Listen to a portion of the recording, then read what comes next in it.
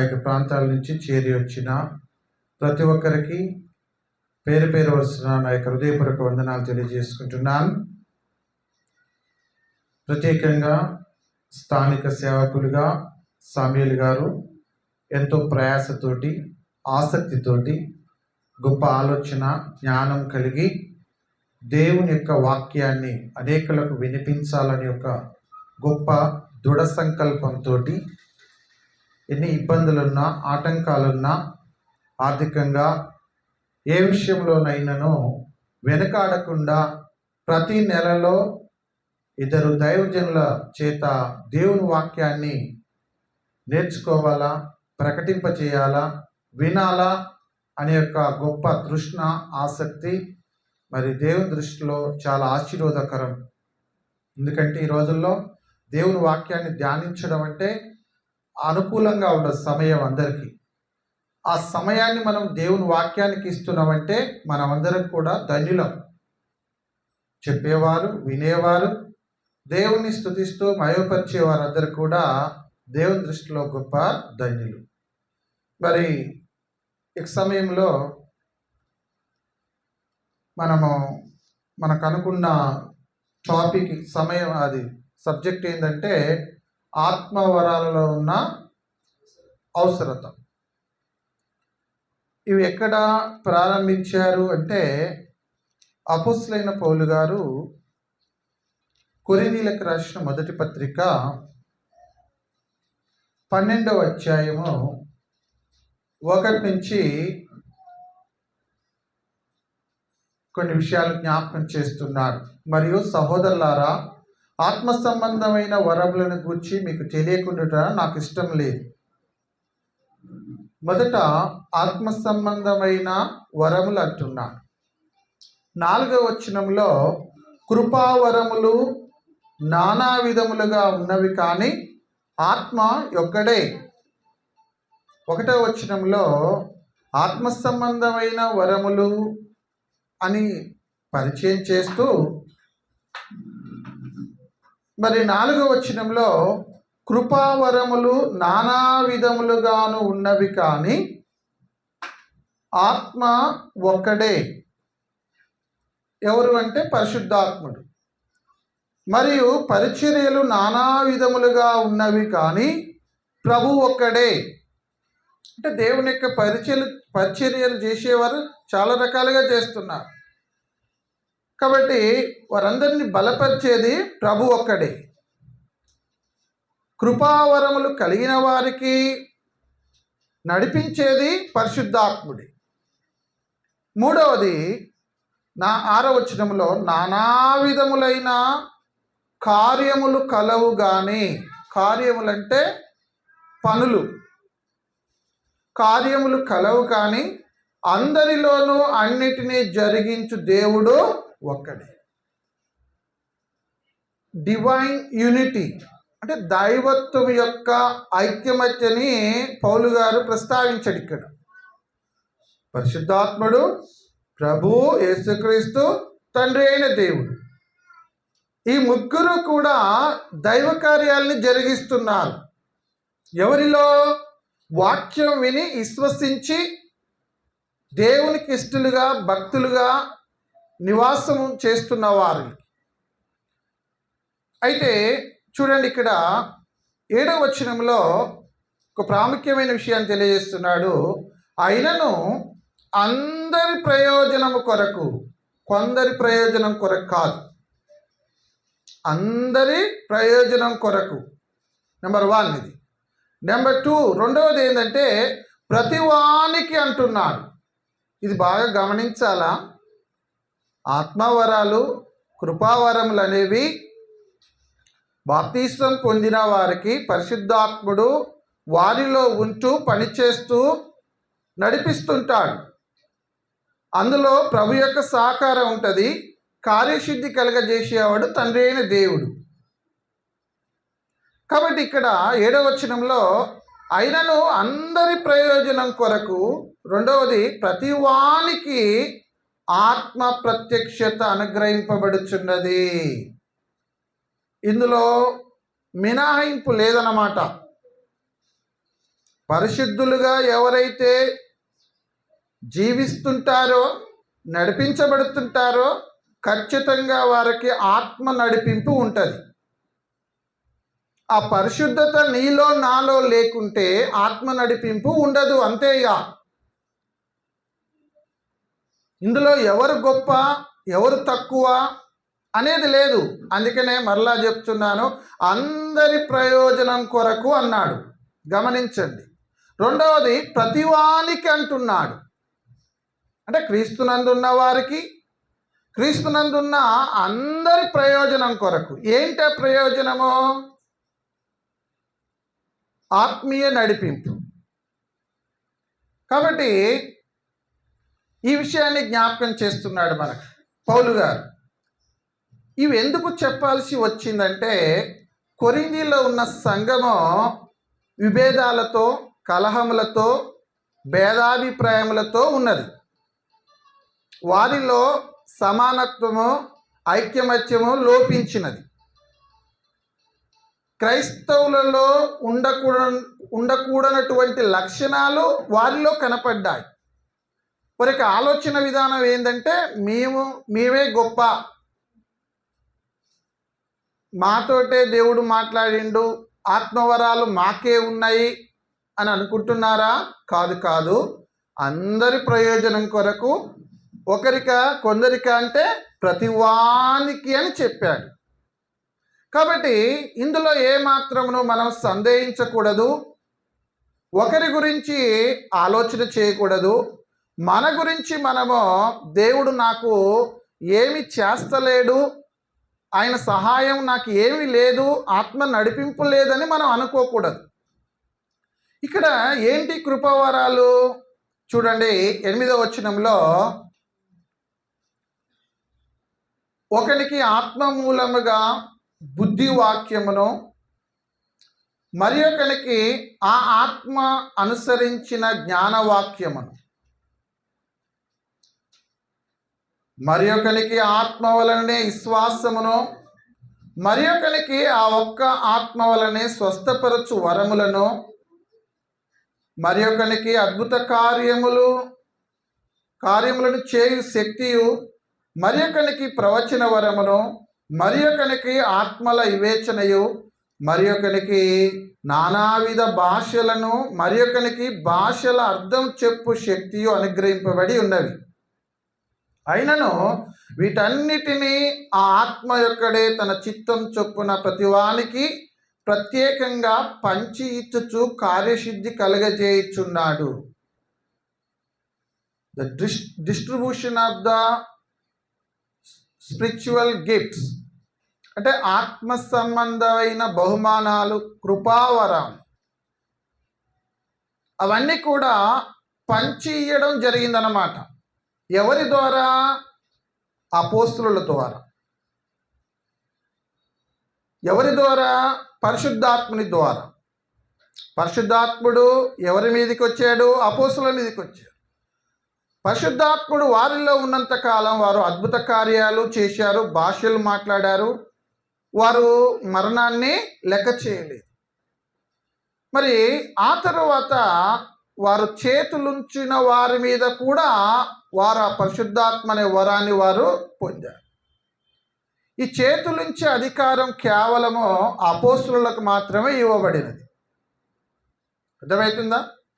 కాబట్టి ఇక్కడ ఈ కృపావరాలన్నీ కూడా దేనికోసం అంటే, చూడండి కొరింథీయులకు రాసిన మొదటి పత్రిక 14వ అధ్యాయము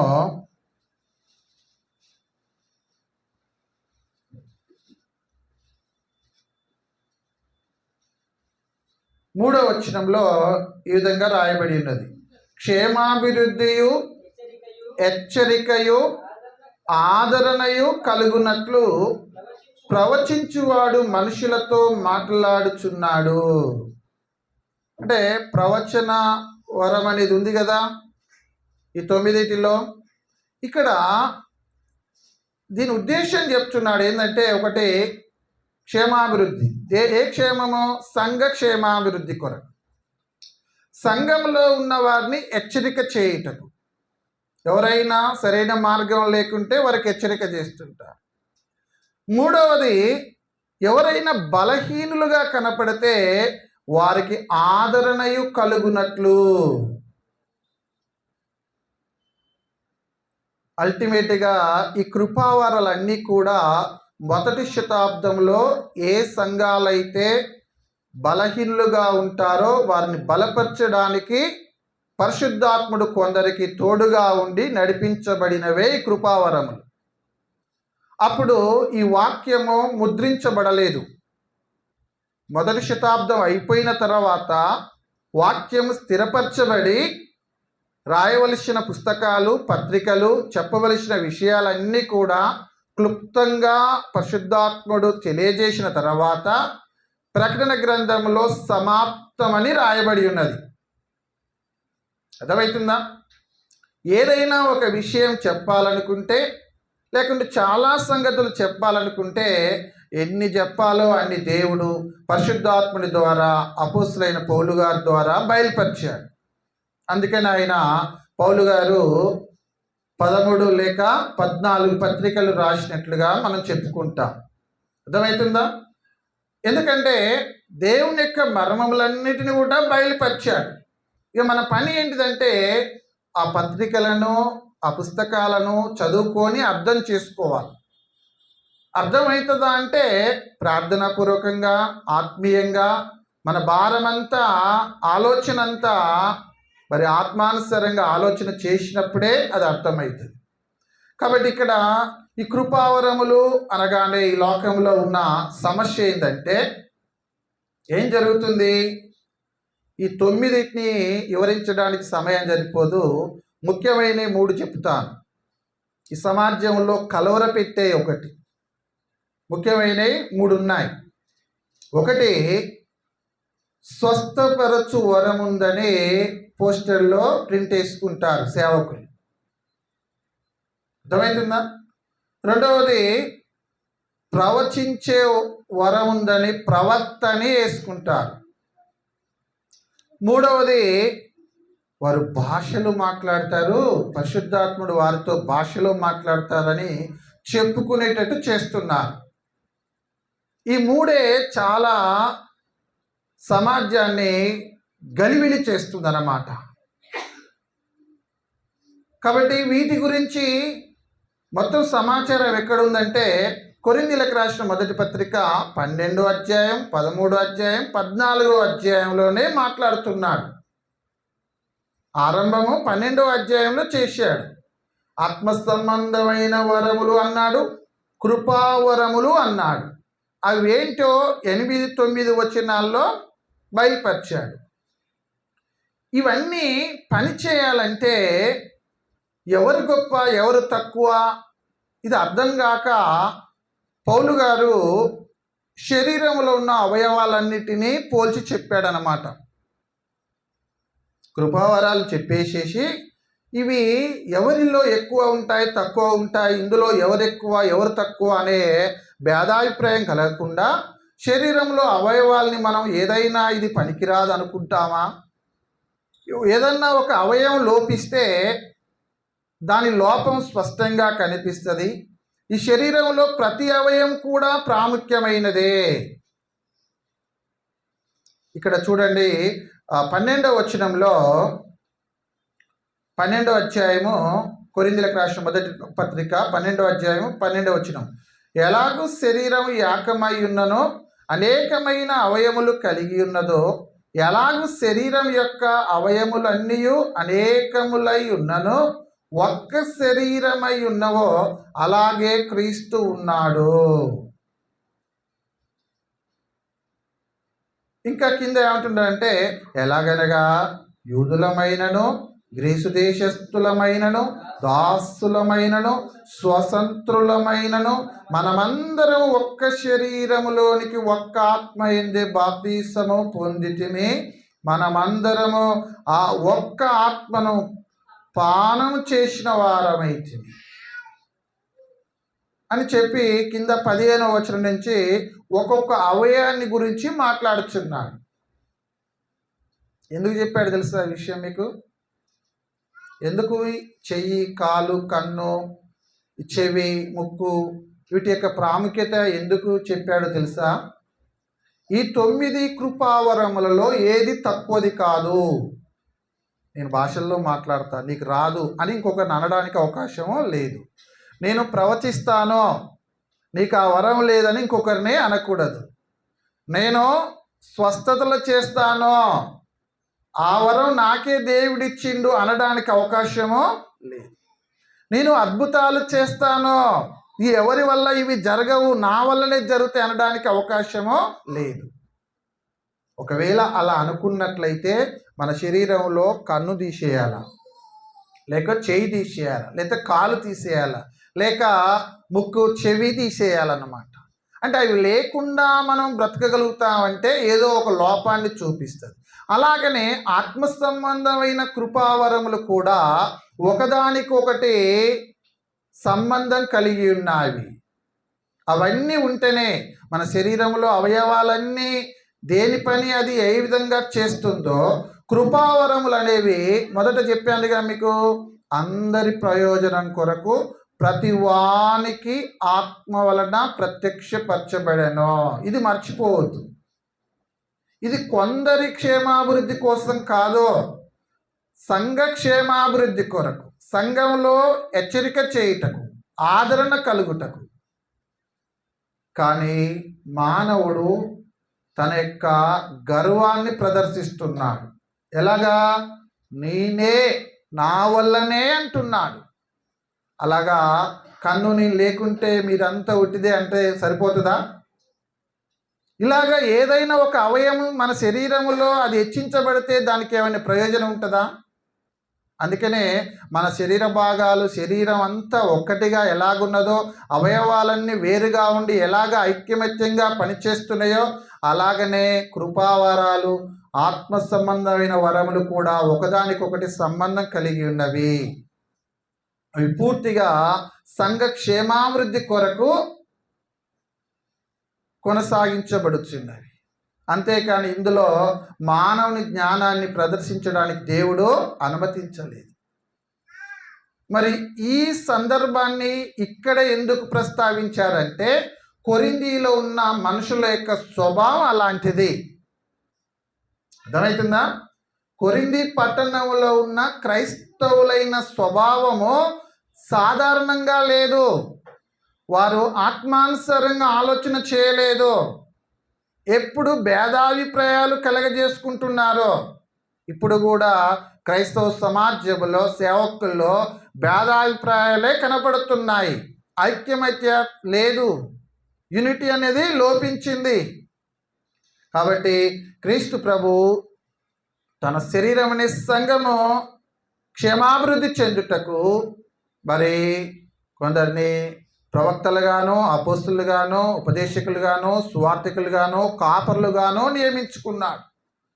వీళ్ళంతా కూడా దేవుని పని చేయడానికే ఎన్నుకోబడ్డారు. అందులో మరి ఒక్కొక్కరు నేను గొప్ప అంటే దేవుడు ఊరుకుంటాడా? ఎవరి పని వారు చేశారు. ఇప్పుడు ఒక ప్రశ్న వేసుకుందాం. ప్రవక్తలు గొప్పవారా, అపోస్తులు గొప్పవారా అంటే ఏం చెప్తారు? ప్రవక్తల కాలంలో అపోస్తులు లేరు, అపోస్తులు పనిచేసినప్పుడు ప్రవక్తలు ఎక్కువగా పనిచేయలేదు. యేసు ప్రభు లోకానికి రాకమునుపు ప్రవక్తలు పనిచేశారు, ఉపదేశించారు, దేవుడు ప్రేరేపించబడిన విషయాలన్నీ బయలుపరిచారు ఇశ్రాయేళ్ళకి, యూదులకి. క్రీస్తు ప్రభు లోకానికి వచ్చినాక తాను ఏర్పాటు చేసుకున్న శిష్యులు ఆయన పిలిచాడు, ఆయన ఈ లోకానికి పంపాడు. అపోస్తులు వారు అందుకనే అద్భుతమైన కార్యాలు చేశారు. అందుకనే అపోస్తుల కార్యములని ఉంటుంది. మత్తయి సువార్త, మార్కు, లూకా సువార్త, యోహాను సువార్త తర్వాత ఏంటిది? అది అపోస్తుల కార్యం.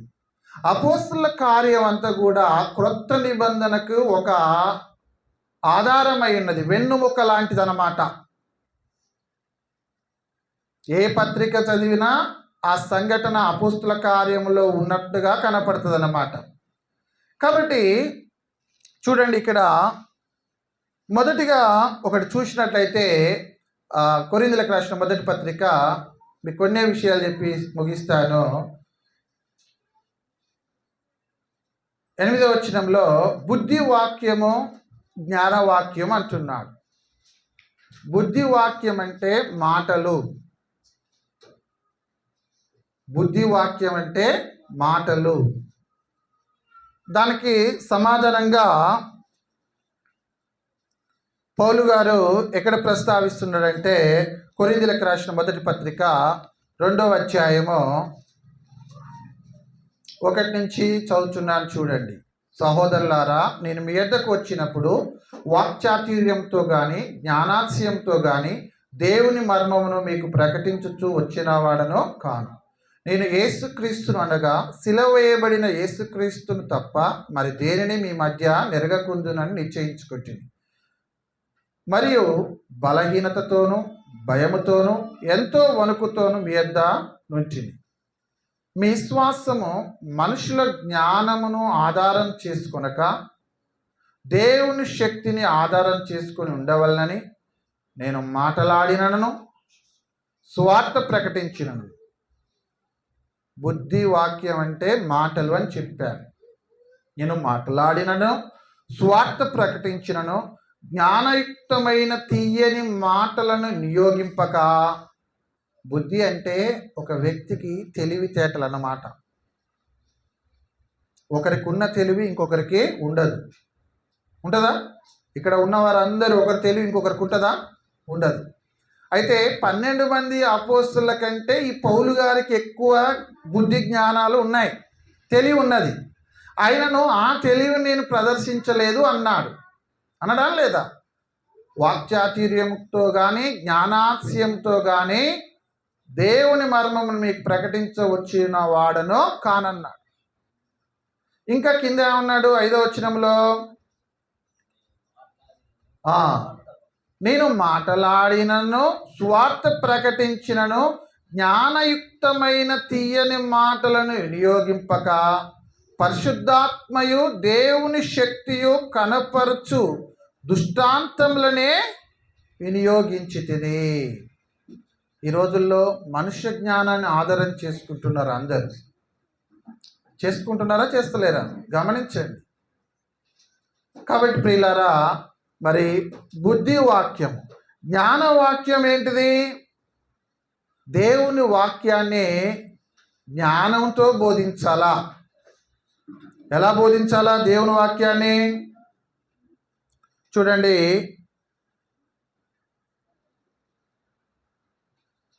రోమీయులకు రాసిన పత్రిక 11వ అధ్యాయము, అపోస్తలుడైన పౌలు గారు రోమీయులకు రాసిన పత్రిక 11వ అధ్యాయము 33వ వచనం. ఆహా, బుద్ధి జ్ఞానములు బాహుల్యము ఎంతో గంభీరము, ఆయన తీర్పులు శోధింపనెంతో అశక్యములు, ఆయన మార్గములెంతో అగమ్యములు.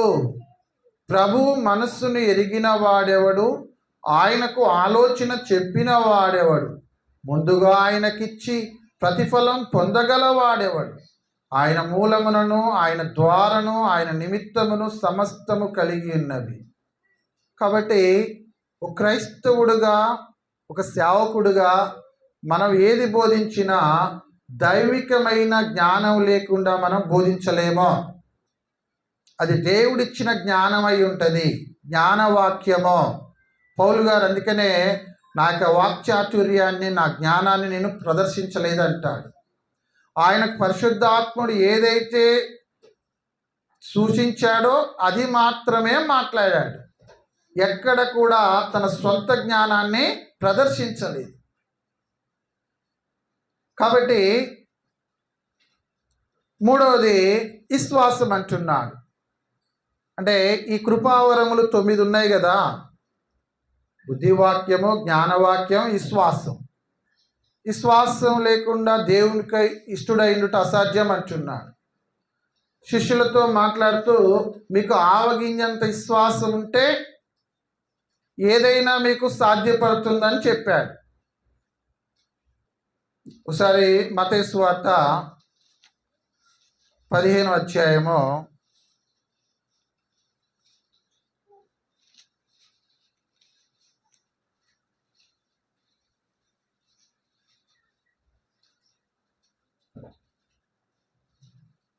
ఇక్కడ యేసు ప్రభు ఒక కనాను స్త్రీతో ఏమన్నా తెలుసా? 15వ అధ్యాయము 28వ వచనం. అందుకు యేసు, అమ్మా, నీ విశ్వాసము గొప్పది, నీవు కోరినట్టే నీకు అవునుగాక అని ఆమెతో చెప్పాను. ఆ గడియలోనే ఆమె కుమార్తె స్వస్థతను. అంటే విశ్వాసానికి స్వస్థతకి సంబంధం ఉందన్నమాట. ఈ కృపావరాలు క్రైస్తవుల్లో ఎలా పనిచేశాయి అప్పుడంటే పరిశుద్ధాత్ముని ద్వారానే పనిచేశాయి. మరి ఇప్పుడు పనిచేస్తలేవా అంటే మనం ఎంత పరిశుద్ధత కలిగి ఉంటే మనం ప్రార్థన చేస్తే దేవుడు మనకు సహాయం చేస్తాడు. ఈ కృపావరాలలో ఈ 9 ముఖ్యమైన 3 స్వస్థతలు, భాషలు, ప్రవచన వరాలు. ఈ 3 గురించే గలిబిలి జరుగుతుందని చెప్పాడు. ఒకసారి క్రీస్తు ప్రభువు ఆయన ఎక్కడెక్కడ స్వస్థతలు చేశాడు ఒకసారి జ్ఞాపకం చేసుకుందాం. ఆ స్వస్థత అంటే ఏంటంటే వెంటనే జరిగేది స్వస్థత. ఆ తర్వాత మరలా రావచ్చు. అది ఆ బాధ, వ్యాధి, ఆ సమస్య మరలా రావచ్చు. ఒకసారి చూడండి, మత్తయి సువార్త 8వ అధ్యాయము 3వ వచనం. మత్తయి సువార్త 8వ అధ్యాయము అంటే ఇక్కడ ఒక కుష్ఠరోగి వచ్చి ఆయనకు మొక్కి, ప్రభువా, నీకు ఇష్టమైతే నన్ను శుద్ధునిగా చేయవలనని. అందుకు ఆయన చేయి చాపి వాడిని ముట్టి, నాకు ఇష్టమే, నువ్వు శుద్ధుడవు కమ్మని చెప్పగా తక్షణమే వాని కుష్ఠరోగము శుద్ధమైంది. తక్షణ అనే మాటకి వెంటనే అని. ఇప్పుడు ఎవరైనా స్వస్థతలు లేవంటే బాధపడతారు. మీదేం భక్తి, మీదేం సేవ అంటారు. అర్థమవుతుందా?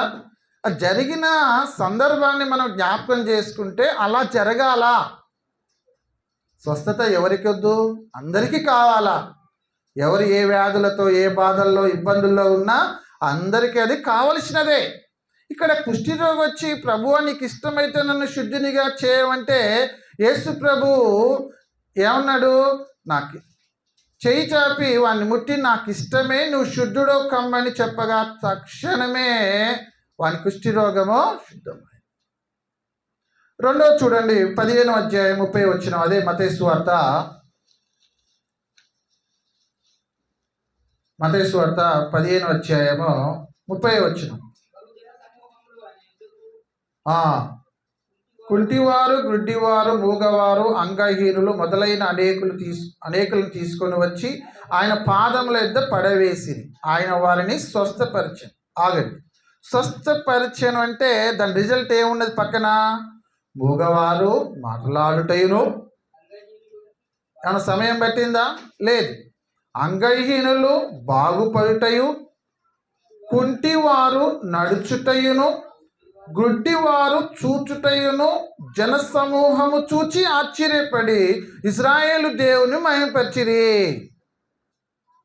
స్వస్థతల పేరిట చాలా ఇబ్బందులు జరుగుతున్నాయి సమాజంలో. అర్థమవుతుందా? స్వస్థత వరములు కలిగిన వారని పోస్టర్లో వేసుకుంటారు. ప్రత్యేక స్వస్థతలు కొరకు ప్రార్థన చేస్తారని చెప్తుంటారు. ఈ స్వస్థత అనేది, హీలింగ్ అనేది వెంటనే జరిగేది.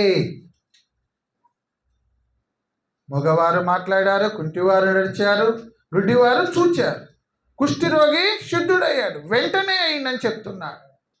కాబట్టి దీంట్లో ఆలస్యం అనేది ఉండకూడదు. ఒకసారి మార్కు సువార్త 1:40 వచనం చూడండి. మార్కు సువార్త అంటే యేసు ప్రభు చాలా అద్భుతాలు చేశాడు, కానీ ఒక 2-3 జ్ఞాపకం చేసుకుందాం. ఒక కుష్ఠరోగి ఆయనకు యుద్ధకు వచ్చి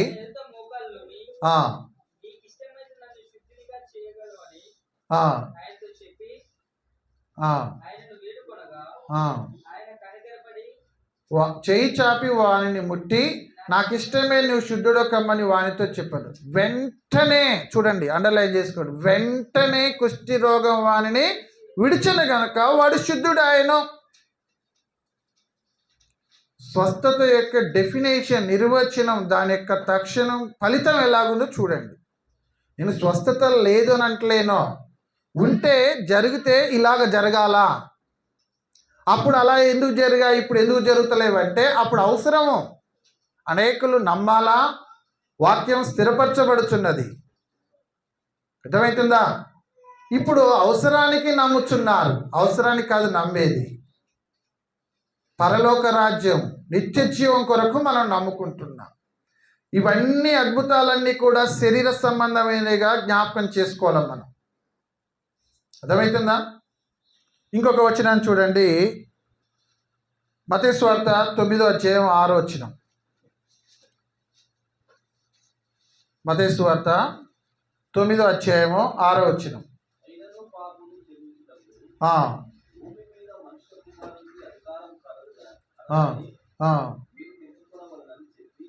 ఆయన పక్షవాయు గలవాని చూచి నీవు లేచి నీ మంచం ఎత్తుకొని నీ ఇంటికి పొమ్మని చెప్పగా వాడు లేచి తన ఇంటికి వెళ్ళను. అంతే. ఇక ఈ రోజుల్లో పెరాలసిస్ వచ్చిన వారు వెంబటే నడుస్తున్నారా అండి?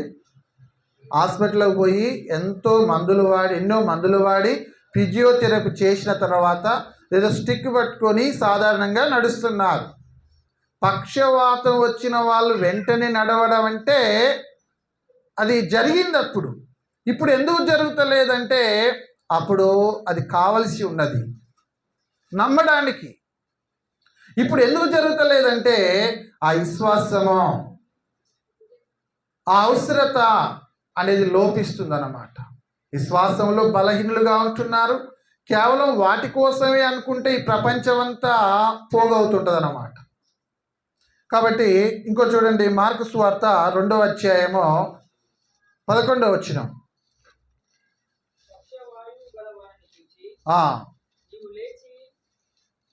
చదవండి.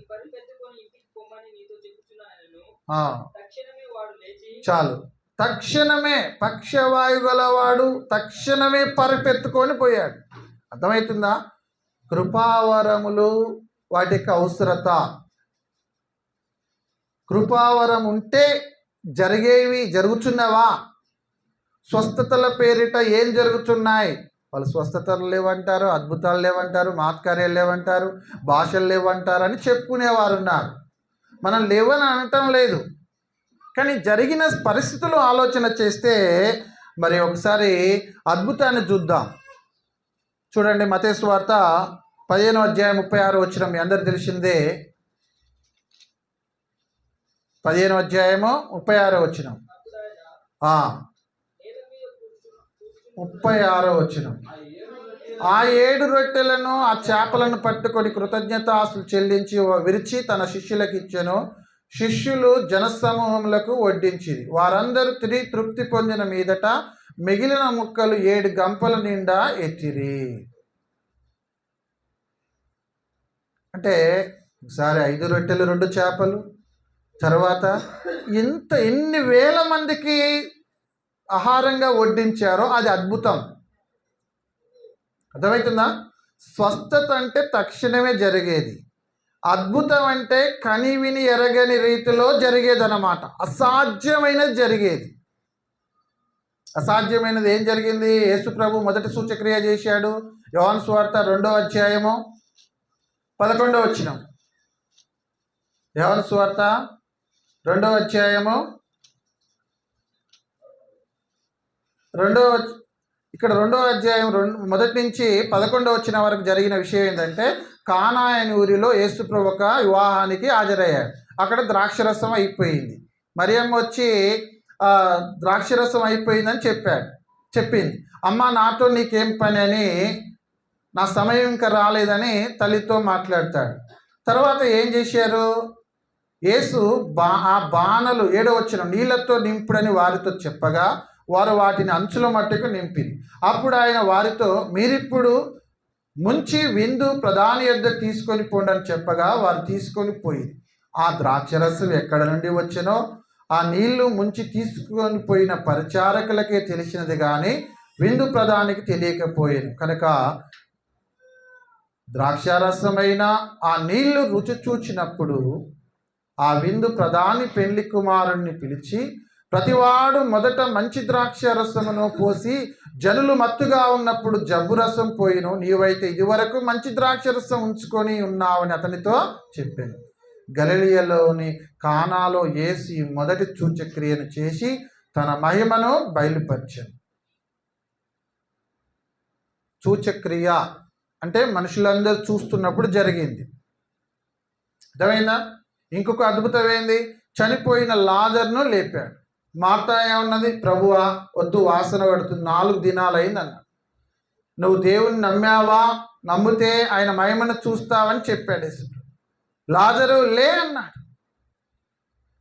అర్థమవుతుందా? అద్భుతం అంటే అది. కృపావరాలు ఉన్నాయి, నేను అద్భుతాలు చేస్తున్నాను, స్వస్థతలు చేస్తున్నాను, అర్థమవుతుందా, ఇంకా ఏదో చేస్తున్నాను అనే వారి యొక్క భ్రమలో నేటి క్రైస్తవ సమాజం కొనసాగుతున్నది. కానీ వాస్తవికంగా జరిగిన అద్భుతాలు, స్వస్థతలు మొదటి శతాబ్దంలో దేనికోసం, ఎందుకోసం జరిగినాయి అంటే సంఘక్షేమాభివృద్ధి కొరకు జరిగినాయి. ఇప్పుడు అవి ఉన్నవే అంటే వాటి అవసరత లేదన్నమాట. మనము ఒక గొప్ప నిరీక్షణ కలిగి ఉన్నాం. క్రీస్తు ప్రభు వస్తే మనం తీర్పు జరిగితే పరలోకం వెళ్తాము, నిత్య జీవాన్ని పొందుతాము అనే ఒక ఆలోచన జ్ఞానం కలిగి ఉన్నాం. ఇక ఈ శరీర సంబంధమైన విషయాల గురించి తక్కువ ఆలోచన చేయాలి. ప్రతి ఒక్కరికి శరీరంలో వ్యాధి ఉంటుంది, బాధ ఉంటుంది. చెప్పున సేవకులందరూ కూడా వారికి ఉన్న బలహీనతను బట్టి ఆ ట్రీట్మెంట్ తీసుకుంటారు. వాళ్ళే స్వస్థత వరాలు, స్వస్థతలు నేను చెప్తారు, వాళ్ళే టాబ్లెట్లు వేసుకుంటారు, వాళ్ళే డాక్టర్ల ఎద్దకు వెళ్తుంటారు, వాళ్ళే విపరీతమైన సర్జరీలు చేసుకుంటారు. అర్థమవుతుందా? మరి ఇక్కడ ఎవరిని మోసం చేస్తున్నారు అంటే అమాయకుల్ని, జ్ఞానం లేని వారిని. కాబట్టి ఈ కృపావరములు అనేవి సంఘ క్షేమాభివృద్ధి కొరకు వాడబడినవి. అవి ప్రత్యేకంగా కొరింథీ పట్టణంలో ఉన్న క్రైస్తవులు బలహీనులు, భేదాభిప్రాయాలు కలిగిన వారు, ఒకరికంటే ఒకరికి పడని వారు ఉన్నారు. కాబట్టి వారి యొక్క స్వభావాన్ని బట్టి ఆ విషయాన్ని బయలుపరిచారు తప్ప ఇవి ఎక్కడ బయలుపరచాలి. చూడండి, ప్రవచన వరం ఉందని నాకు ఒకరు చెప్తుంటారు. అయితే పేతురు రాసిన మొదటి పత్రిక 1వ అధ్యాయము 20-21 వచ్చిన చదువుకుందా. ప్రవచనాలంటే ప్రవక్తలు ప్రవచించారు. యేసు ప్రభు గురించి అనేకమైన ప్రవచనాలు ప్రవచించారు. క్రీస్తు ప్రభు వచ్చినాక ప్రవచనం నెరవేర్పు జరుగుటకు ఆయన అనేక కార్యాలు చేసి ఉన్నాడు. ఇక్కడ పేతురు రాసిన మొదటి పత్రిక 1వ అధ్యాయము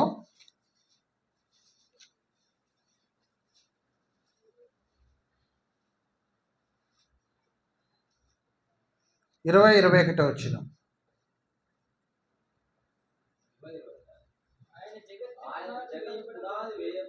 రెండవ పేతురు రాసిన 2వ పత్రిక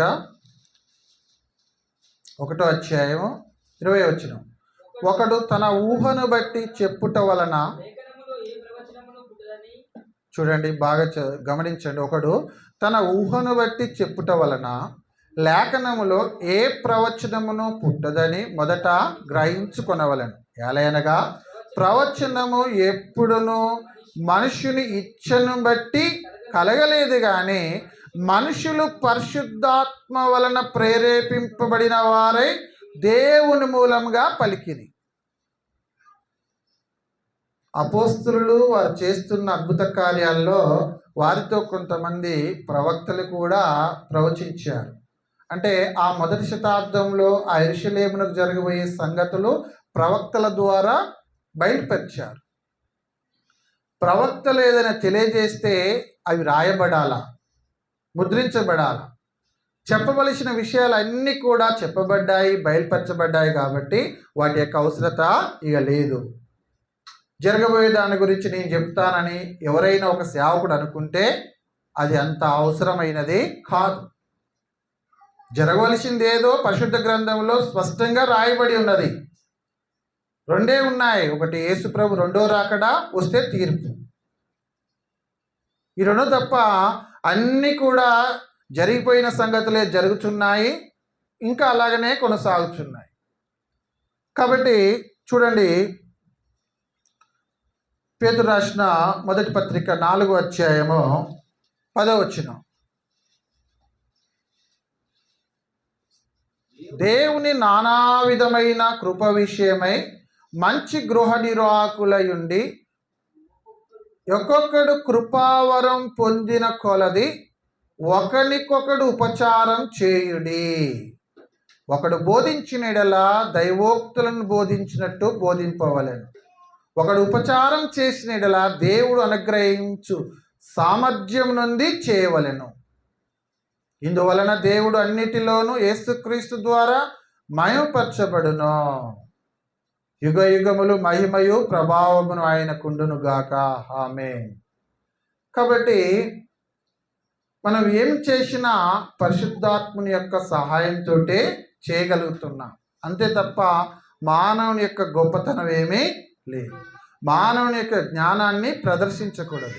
మానవుని యొక్క గర్వాన్ని, హెచ్చింపు స్వభావాన్ని పరిశుద్ధాత్ముని యందు చూపించకూడదు. కృపావరములు అనేవి ఆత్మ సంబంధమైన వరములు. అవి పరిశుద్ధాత్ముని ద్వారా నడిపించబడుతుంటాయి. కాబట్టి మన గొప్పతనం ఏమి అందులో? కానీ వ్యక్తి భజన చేస్తే ఏం చేస్తుందంటే, నా కాడ ఈ వర ఉంది, ఆ వర ఉంది అని చెప్పి అమాయక ప్రజల్ని తప్పుదోవ పట్టిస్తున్నారు. కాబట్టి ప్రియులారా, మరి చివరిగా భాషల గురించి చూడండి. రెండే విషయాలు జ్ఞాపకం చేసుకుందాం. కొరింథీయులకు రాసిన మొదటి పత్రిక. ఈ భాషలు అనేవి వాటి యొక్క పరిస్థితి ఏంటంటే,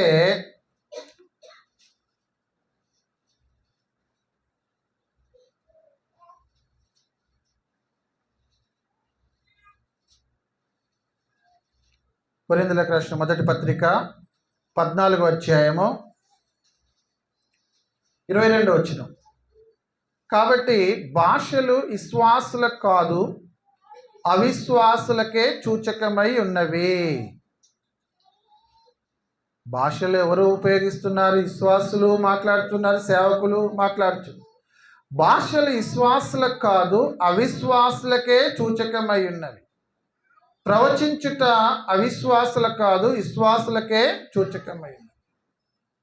ఇక్కడ 12, 13, 14 అధ్యాయాలలో ఈ కృపావరాల గురించి అనేక సార్లు ప్రస్తావించాడు.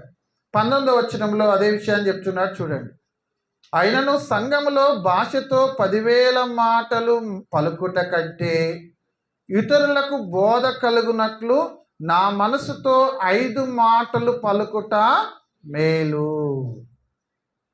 ఇప్పుడు భాష మాట్లాడితే దానికి అర్థం చెప్పువారు ఉండాలని పౌలు గారు చెప్పాడు. చూడండి, అదే 14వ అధ్యాయంలో 27వ వచనం. భాషతో ఎవడైనను మాట్లాడితే ఇద్దరు అవసరమైన ఎడల ముగ్గురికి మించకుండా వంతుల చొప్పున మాట్లాడవలెను, ఒకడు అర్థం చెప్పవలెను. ఇప్పుడు భాషలు మాట్లాడేవారు అర్థాలు చెప్తున్నారు, ఎవరైనా గమనించండి.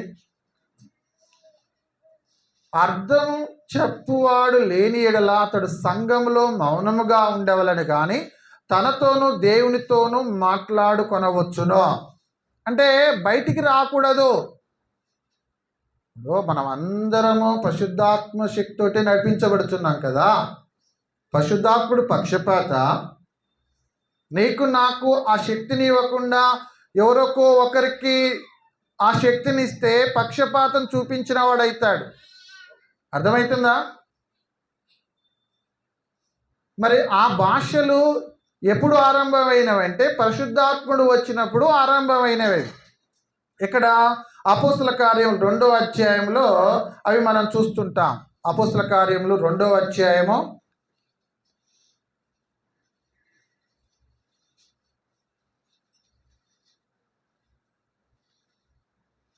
5వ వచనం నుంచి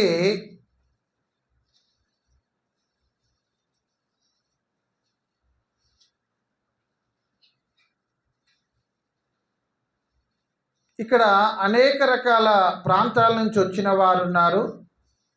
5-6 వచనాలు చూడండి. ఆ కాలమున ఆకాశం క్రింద నుండి ప్రతి జనములో నుండి వచ్చిన భక్తిగల యూదులు యెరూషలేములో కాపురముండిరి. ఈ శబ్దం కలగగా జనులు గుంపులు గుంపులుగా కూడి వచ్చి ప్రతి మనుష్యుడు తన తన స్వభాషతో వారు మాట్లాడుట విని కలవరపడిరి. అంటే ఇక్కడ ప్రతి మనుష్యుడు తన తన స్వభాషతో వారు మాట్లాడుట, వారంటే ఎవరు మాట్లాడింది? శిష్యులు. అర్థమవుతుందా? అంటే ఏ పట్టణాల నుంచి ఇక్కడికి వచ్చారు? అనేకమైన పట్టణాలు ఇక్కడ ప్రస్తావించారు. 9వ వచనంలో, 8వ వచనం చూడండి. మనలో ప్రతివాడు తాను పుట్టిన దేశ భాషతో వీరు మాట్లాడుట మనం వినుచున్నామే. మీరు వింటున్నారా? గమనిస్తున్నారా? ఒకసారి చూడండి మళ్ళీ 8వ వచనము. మనలో చూడండి, మనలో ప్రతివాడు తాను పుట్టిన దేశ భాషతో వీరంటున్నారు. వీరంటే అపోస్తలులు. మనం అనేవారు ఎవరంటే అక్కడ 9వ వచనంలో చెప్తున్నాడు, వీరు మాట్లాడుట మనం వినుచున్నామే. ఇదేమి? పార్తీయులు, మాదీయులు, ఎలామీయులు, మెసొపొతేమియలు, యూదయ, కప్పదొకియా, పొంతు, ఆసియా, పృంగియా. చూడండి ఎన్ని ప్రాంతాల వారు వచ్చారో. వారి ప్రాంతానికి ఒక భాష ఉన్నది. అయితే వీరికి అర్థమయ్యే రీతిగా అపోస్తలులు మాట్లాడే భాష వారికి అర్థమవుతున్నది. అర్థమవుతుంది. పరిశుద్ధాత్ముడు అనేక రకాల భాషలు మాట్లాడే వారందరూ యెరూషలేముకి వచ్చారు. అయితే పరిశుద్ధాత్ముడు ఈ 12 మంది అపోస్తలుల మీద దిగి వారి యొక్క భాషల్లోకి మాట్లాడడానికి అనుమతించాడు. అదే ఇక్కడ పౌలు గారు కొరింథీయులకు రాసిన పత్రికలో మరి 14వ అధ్యాయంలో ఏం చెప్తున్నాడంటే, అర్థం చెప్పువాడు లేని యెడల అతడు సంఘములో మౌనంగా ఉండవలని కానీ తనతోనూ దేవునితోనూ మాట్లాడవచ్చు. ఇక్కడ భాషలు అనేవి ఒకరి క్షేమం కొరకే జరిగేవి. అర్థమవుతుందా? అందరి క్షేమం కొరకు కాదు. అందుకనే మరి 13వ అధ్యాయము, కొరింథీయులకు రాసిన మొదటి పత్రిక 13వ అధ్యాయము,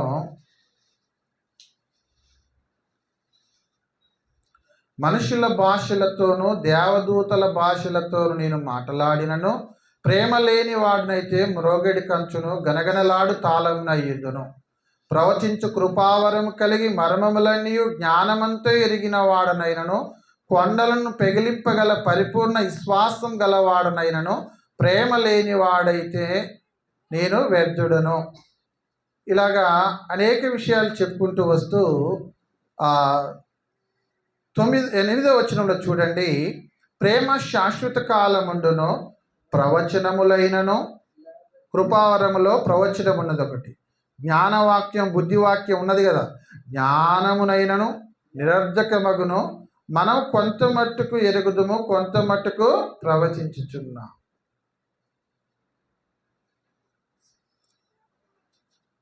కాబట్టి ఈ భాషలు అనేవి, ప్రవచనములు అనేవి కూడా నిలిచిపోతాయి. చూడండి, ప్రవచనములైనను నిరర్ధకములగును, భాషలైనను నిలిచిపోవును. అంటే భాషలు నిలిచిపోతాయి, ప్రవచనములు కూడా నిరర్ధకమవుతాయి. ఆ స్వస్థతలనేవి కూడా అప్పటి కాలానికి అవి సంబంధించినవి. ఆ అద్భుతములన్నీ కూడా అప్పటి కాలానికే సంబంధించినవి. ఒకవేళ ఇప్పుడు అవి జరగాలంటే ఈ హాస్పిటల్, ఈ మెడిసిన్స్ ఏవి కూడా అవసరం లేదు. అట్లయితే మీదే విశ్వాసం అంటారు కొందరు. అర్థమవుతుందా? కానీ అవన్నీ కూడా మొదటి శతాబ్దంలో సంఘ క్షేమాభివృద్ధి కొరకు జరిగినవి.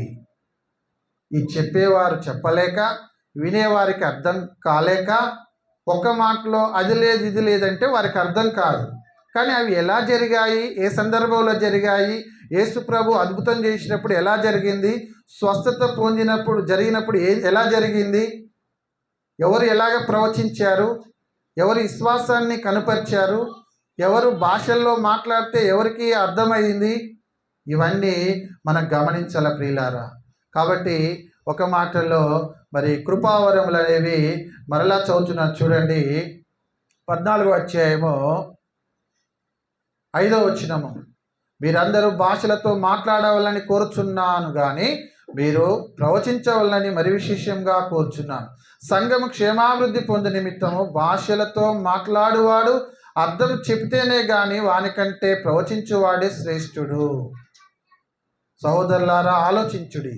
భాషలతో మాట్లాడుచు నేను మీ యొద్దకు వచ్చి సత్యమును బయలుపరచవలనని అయినను, జ్ఞానోపదేశము చేయవలనని అయినను, ప్రవచింపవలనైనను, బోధింపవలనైనను మీతో మాట్లాడకపోయినడలా నా వలన మీకు ప్రయోజనమేమి?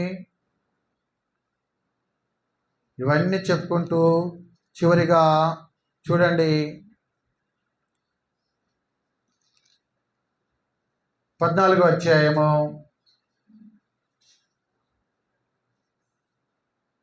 33వ వచనం. అలాగే పరిశుద్ధుల సంఘములన్నిటిలో దేవుడు సమాధానానికి కర్తగానే అల్లరికి కర్త కాడు. 40వ వచనంలో కూడా ఏమంటుందంటే, కాబట్టి సహోదరులారా, ప్రవచించుట ఆసక్తితో అపేక్షించుడి, భాషలతో మాట్లాడుట ఆటంకపరచుకుడి, కానీ సమస్తమును మర్యాదగాను క్రమంగానూ జరగని. కాబట్టి మొదటి శతాబ్దంలో సంఘ క్షేమాభివృద్ధి కొరకు అవి జరిగినాయి, ఆ కృపావరములు. ఇప్పుడు ఆ కృపావరములు అవసరత లేదు. మనం ఆత్మానుసారంగా ఆలోచన చేయాలా. అర్థమవుతుందా? ఈ స్వస్థతలు, అద్భుతాలు, మహత్కార్యాలు, ఈ ప్రవచనాలు, ఈ భాషలు అన్నీ శరీర సంబంధమైనవి. ఆత్మ సంబంధమైనది ఒకటే, ఎటర్నల్ లైఫ్, నిత్య జీవం. ఈ శరీరము మట్టిలోకి వెళ్తుంది, ఆత్మ దేవుని యొద్దకు వెళ్తుంది. ఇప్పుడు మనం ఇంకా శరీరానుసారమైన వాటి కొరకు ఆలోచన చేద్దామా, లేక ఆత్మానుసారమైన దాని కొరకు ఆలోచన చేద్దామా? కాబట్టి ఆత్మానుసారంగానే ఆలోచన చేయాలి. శరీరానుసారంగా ఆలోచన చేస్తే అది మరణానికి దారితీస్తుంటుంది. ఆత్మానుసారంగా ఆలోచన చేస్తే అది సమాధానము, నిత్య జీవానికి తీసుకెళ్తుంది. కాబట్టి పరిశుద్ధాత్ముడు ప్రతి క్రైస్తవంలో నివాసం చేస్తున్నాడు. ఎప్పుడంటే పరిశుద్ధత కలిగి జీవిస్తున్నప్పుడు. ఒకవేళ పరిశుద్ధత లోపిస్తేనే మనము పరిశుద్ధాత్మను దుఃఖపరుస్తున్నాము, మనలో జరగవలసిన కార్యాలు వెంటనే జరగటం లేదు. కాబట్టి ఎంతో భక్తితోటి, పరిశుద్ధతతోటి, విశ్వాసంతో మరి ఆత్మీయ వరములని మనం కలిగి ఉంటున్నామంటే అది కేవలం పరిశుద్ధాత్మని యొక్క నడిపింపు అన్నమాట. పరిశుద్ధాత్మని యొక్క నడిపింపు లేకుంటే మనం ఈ లోకంలో ఏమీ చేయలేము. బ్రతకడం కూడా కష్టం అన్నమాట క్రైస్తవులకు, ఒక మాటలు చెప్పాలి. కాబట్టి ఆత్మ సంబంధమైన వరములు, కృపావరములు ఇవన్నీ కూడా సంఘ క్షేమాభివృద్ధి కొరకు మొదటి శతాబ్దంలో వాడబడినవి. ఇప్పుడు వాటి యొక్క ఆవశ్యకత లేదు. కాబట్టి ఇది గమనించి మనం వాటి కొరకు వేగిరపడకుండా, ఆతృత పడకుండా గ్రంథంలో ఏముందో వాటిని పరిశీలన చేస్తూ మనము ఆత్మీయంగా కొనసాగిపోవాలని ఇప్పటివరకు శ్రద్ధగా ఆయన మీ అందరికీ నా యొక్క హృదయపూర్వక వందనాలు తెలియజేసుకుంటూ